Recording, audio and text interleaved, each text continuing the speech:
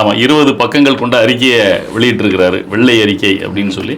அதை ஒவ்வொரு ஸ்லைடாக போட்டு ஒவ்வொரு ஸ்லைட்லையும் என்ன இருக்குது அதுக்கு உதாரணம், வீட்டிலலாம் உதாரணமாக காட்டி எல்லாம் பேசினார். வீட்டில் வந்து 100 ரூபா சம்பாதிக்கிறாங்கன்னா 100 ரூபால எவ்வளோ செலவாகுது, தென்கட்சி கோ சாமிநாதன் ரேஞ்சில் எல்லாமே பேசினாரு. எல்லாம் சரிதான், வெள்ளை அறிக்கை வெளியிட்டாரு.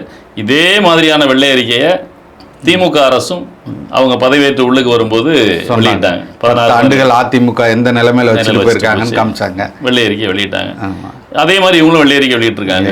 திமுக வெள்ளை அறிக்கையை வெளியிட்டுட்டு என்ன செஞ்சாங்க, தேர்தல் நெருக்கத்தில் பார்லிமெண்ட்ரி எலெக்ஷன் நெருக்கத்தில் கொஞ்சம் இலவச திட்டங்களை விடுவிக்கிறது, அதுக்கப்புறம் நெருக்கத்தில் சட்டமன்ற தேர்தல் நெருக்கத்தில் யாருக்கு தூங்கி எந்திரிச்சு பார்த்தா பேங்க்ல பணத்தை போடுறது, 9,000 ரூபா போட்டாங்க போடுறது, இப்படி செஞ்சாங்க.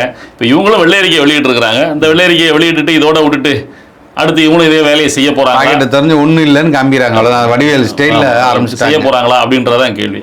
நீங்கள் இந்த வெள்ளை அறிக்கையை வச்சுட்டு பொருளாதார நிபுணர்கள், அப்புறம் திமுகவினுடைய இன்னைக்கு காலையில் திமுகவினுடைய முன்னாள் நிதியமைச்சர் எல்லாருமே பேசினாங்க. முன்னாள் நிதியமைச்சர் பேசுகின்ற பொழுது அந்த கடன் வளர்ச்சி விகிதம் வந்து எல்லாம் இதுக்கு முன்னாடி இவங்க சொன்னாங்க இல்லையா, 2016-21 அப்புறம் இவங்க வந்து இந்த 5 ஆண்டுகளில் இரு மடங்கு ஆகிட்டாங்கன்னு சொல்லி ஒரு வருடத்திற்கு உள்ள கடன் வளர்ச்சி விகிதம் 21க்கு முன்னாடி எந்த வளர்ச்சி விகிதம் இருந்ததோ, கடன் வளர்ச்சி இல்ல, கடன் வாங்குறதுக்கு வளர்ச்சி அதிகமாகிறதுனால வளர்ச்சி சொல்ல வேண்டியிருக்குது, திமுக முட்டு கொடுக்குறீங்க சொல்ல வேண்டியிருக்குது. இந்த கடன் வளர்ச்சி வந்து ஒரே மாதிரி தான் இருந்திருக்குது அப்படின்றத அவருடைய பாணியில சொல்லியிருக்கிறாரு.